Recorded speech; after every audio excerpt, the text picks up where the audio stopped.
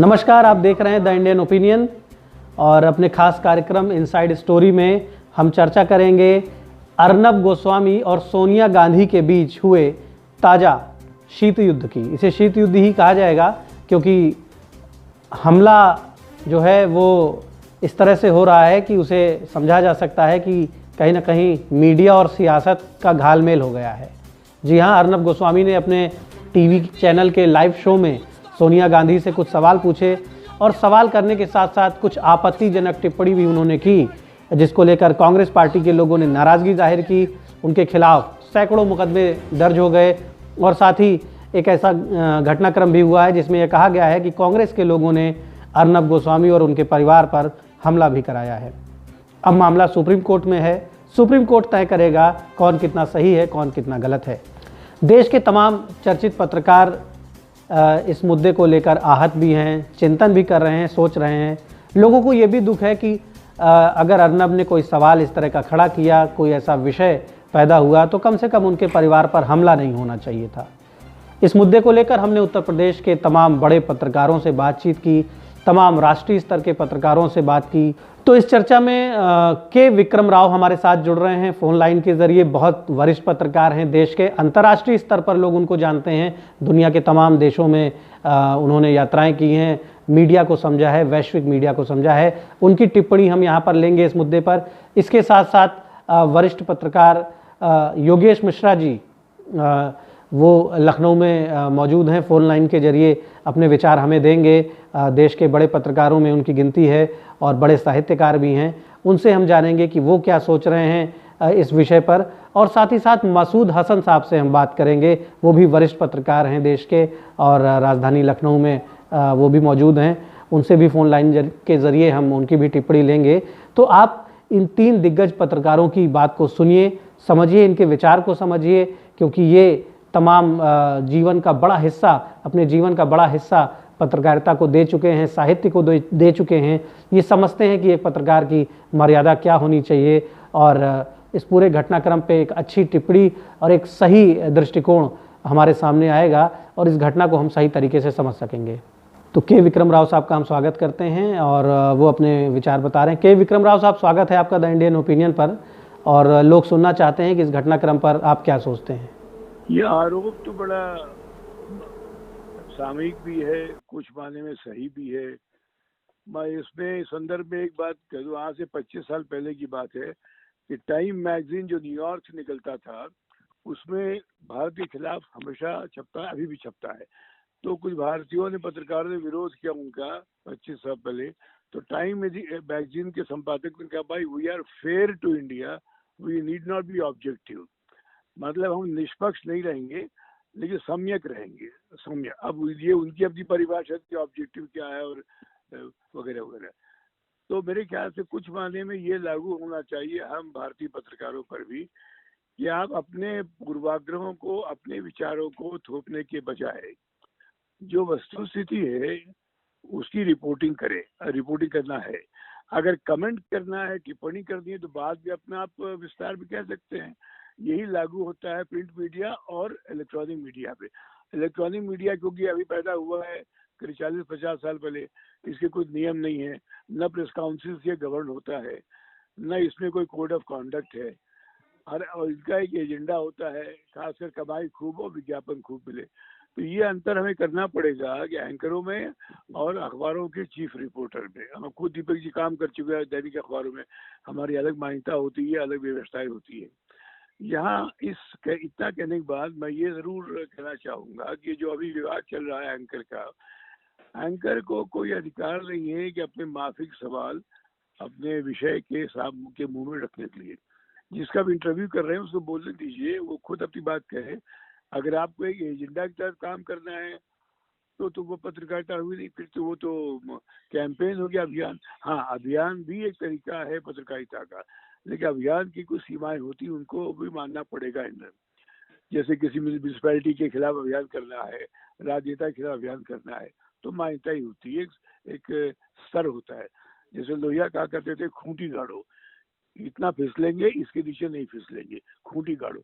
तो हम पत्रकारों को भी खूंटी गाड़नी पड़ेगी, इसके नीचे हम नहीं जाएंगे। और अभी जो हो रहा है मुझे लगता है ये एजेंडा के तहत काम हो रहे हैं। अब बताइए, अब एक को ब्लेम करें, बाकी एंकर कौन से दूध के दूल्हे अच्छे हैं? आप किसी है उनको उठा के दे लीजिए। अब मुरादाबाद की रिपोर्टिंग हुई कि उचित रिपोर्टिंग थी वो, जहाँ पुलिस वालों को मारा लोगों ने, उसकी चर्चा। अब जो साधुओं का बवाल हुआ है उसको जिस ढंग से पेश किया जा रहा है, अब वो भी देख लीजिए।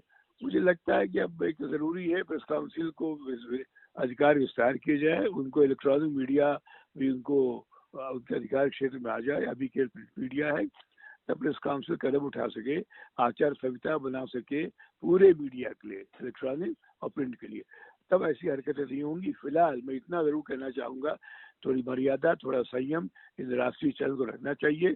इनको करोड़ों लोग देखते हैं, इनकी अकाउंटेबिलिटी, इनका सामाजिक दायित्व तो बनता है।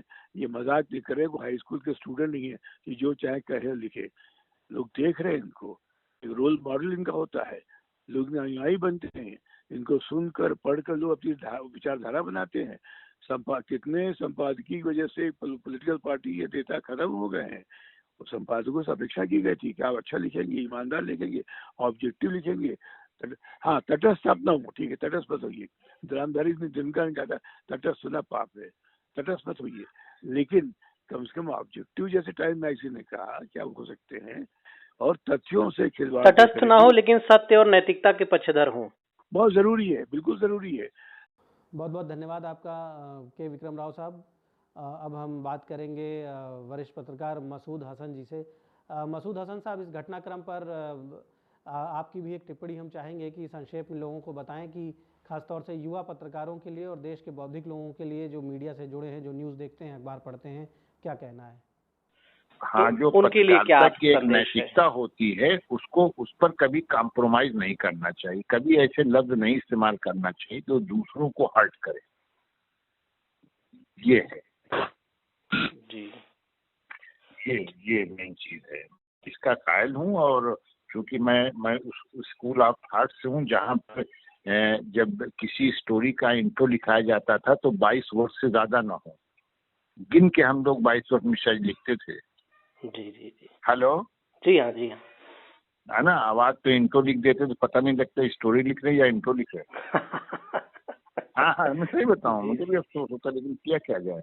जी जी, ये है एकदम का जो एथिक्स है उसको मेंटेन करना, it is mandatory and prime duty of the journalist to keep it maintain. कठोर से कठोर प्रश्नों में विनम्रता बनी रहनी चाहिए।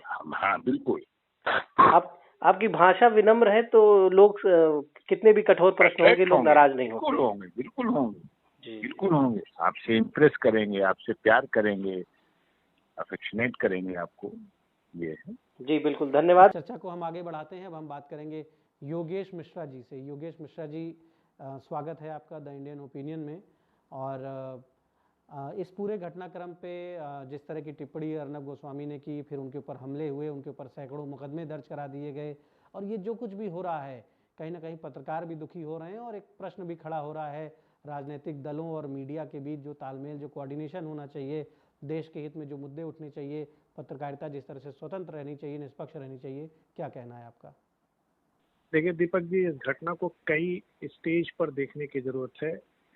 पहला ये कि जो भी अर्नब गोस्वामी जी के साथ हुआ वो गलत हुआ, क्योंकि अगर आपको लगता है कि हमने आपके खिलाफ कोई खबर चला दी, हमने कुछ गलत कह दिया, तो उसके तरीके हैं। आप एडिटर्स को चिट्ठी लिखिए, आप प्रेस काउंसिल में चले जाइए, आप टेलीविजन की एक अलग संस्था बनिए, वहां चले जाइए, फिर उसके बाद आप कोर्ट चले जाइए। ये जो मारपीट करना और फर्जी मुकदमे लिखवा देना, ये सब चीजें गलत हैं और ये तरीका गलत है। लेकिन अब हम पत्रकारों के सामने भी एक बड़ी चुनौती है कि हम लोग कितने निष्पक्ष रह जाते हैं। क्यों हम अपना आवेग खोते हैं? हमें आवेग खोना चाहिए, नहीं खोना चाहिए। हम किसी पॉलिटिकल पार्टी के पक्ष में और किसी पॉलिटिकल पार्टी के विपक्ष में क्यों होते हैं? हम निष्पक्ष क्यों नहीं होते हैं? और ये जो निष्पक्षता है वो हो सकता है कई बार मुद्दों आप निष्पक्ष होंगे, जैसे किसी केस में आपको नरेंद्र मोदी का फैसला अच्छा लगेगा, किसी केस में आपको कांग्रेस का फैसला सोनिया गांधी का अच्छा लगेगा। कभी आप नरेंद्र मोदी के आलोचक हो जाएंगे और कभी आप सोनिया गांधी के आलोचक हो जाएंगे।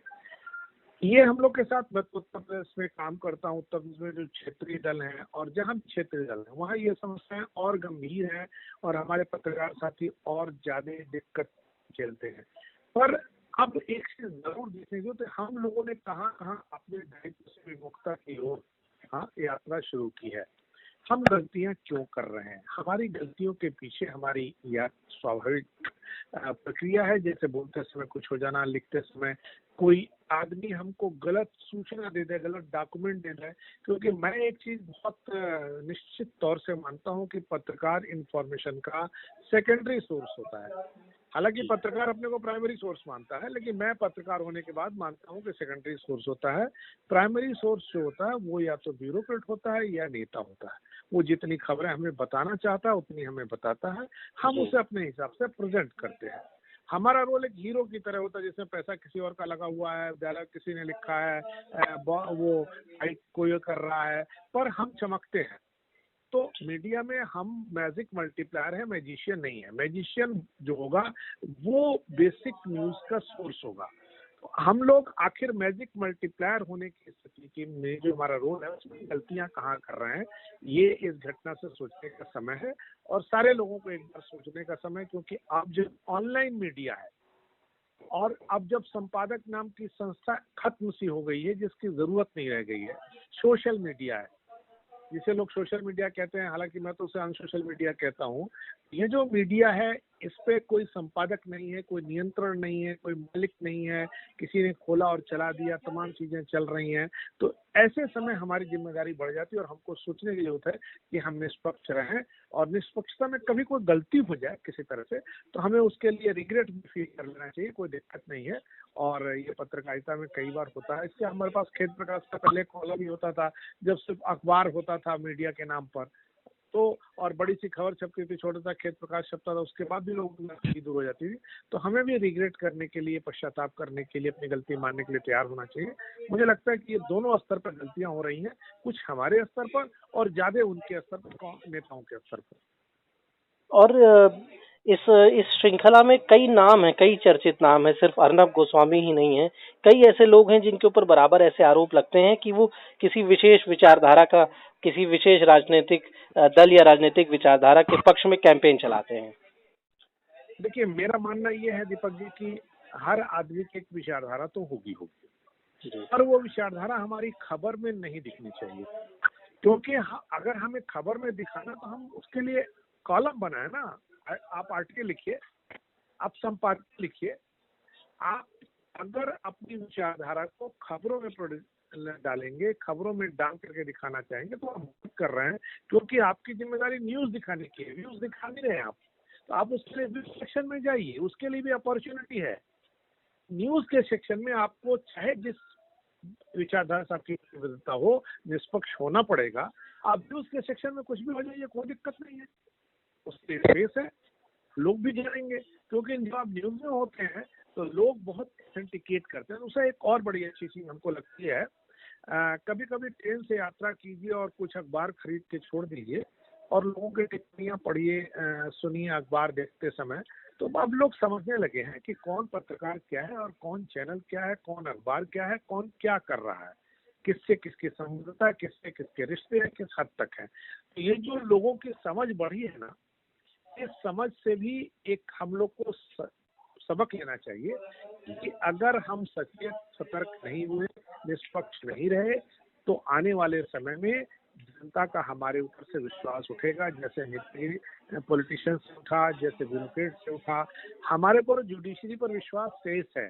अब हम लोग जो हैं वो जनता के कसौटी पर हैं। तो ये एक ऐसा समय जिसमें हमारे लिए और सतर्क रहने की जरूरत है। जितने भी हमारे साथी हैं, जो भी हैं, आप विचारधारा से बंधिए, कोई दिक्कत नहीं है। हाँ, पर विचारधारा को आप विचार के पक्ष में लेके जाइए, समाचार के पक्ष में लेकर के मत आइए, घालमेल मत कीजिए, ये करना खराब होगा। 3 विद्वानों की बात आपने सुनी और उन्होंने अपना नज़रिया रखा, उन्होंने अपना दृष्टिकोण रखा। सभी इस बात को कह रहे हैं कि अपनी मर्यादा, अपनी लक्ष्मण रेखा का अतिक्रमण किसी को भी नहीं करना चाहिए, चाहे वो पत्रकार हो, चाहे वो नेता हो या फिर कोई और ये भी ज़रूरी है कि मीडिया के लोगों को सवाल पूछने की आज़ादी हो, सवाल वो पूछें, क्योंकि सवाल अगर मीडिया नहीं पूछेगी तो कौन पूछेगा। हाँ, अगर आपको किसी बात से आपत्ति है, अगर आपको लगता है कि किसी ने मर्यादा का अतिक्रमण किया है, किसी ने अपनी मर्यादा लांघी है, तो उसके लिए तमाम उचित फोरम हैं। आप उन फोरम पे शिकायत कर सकते हैं, मीडिया के लोगों को भी शिकायत कर सकते हैं, प्रेस काउंसिल में शिकायत कर सकते हैं, एडिटर्स गिल्ड में शिकायत कर सकते हैं, न्यायालय भी जा सकते हैं। लेकिन किसी के ऊपर हमला करवाना, किसी के ऊपर सैकड़ों इस तरह से मुकदमों की बम्बार्डिंग कर देना, कहीं ना कहीं ये भी लोकतांत्रिक नहीं कहा जा सकता। ये भी मानना है वरिष्ठ पत्रकारों का। तो सहिष्णुता का पालन करने की ज़रूरत है, सहनशीलता का पालन करने की ज़रूरत है, मर्यादा का पालन करने की ज़रूरत है, चाहे मीडिया के लोग हों या फिर राजनीतिक लोग। इस चर्चा को आगे हम फिर बढ़ाएंगे। फिलहाल इस आज के एपिसोड में इतना ही। जल्द आपसे मुलाकात होगी। धन्यवाद। अगर आप यह वीडियो फेसबुक पर देख रहे हैं तो हमें लाइक और फॉलो करें। अगर यूट्यूब पर देख रहे हैं तो सब्सक्राइब करें और बेल आइकन प्रेस करें।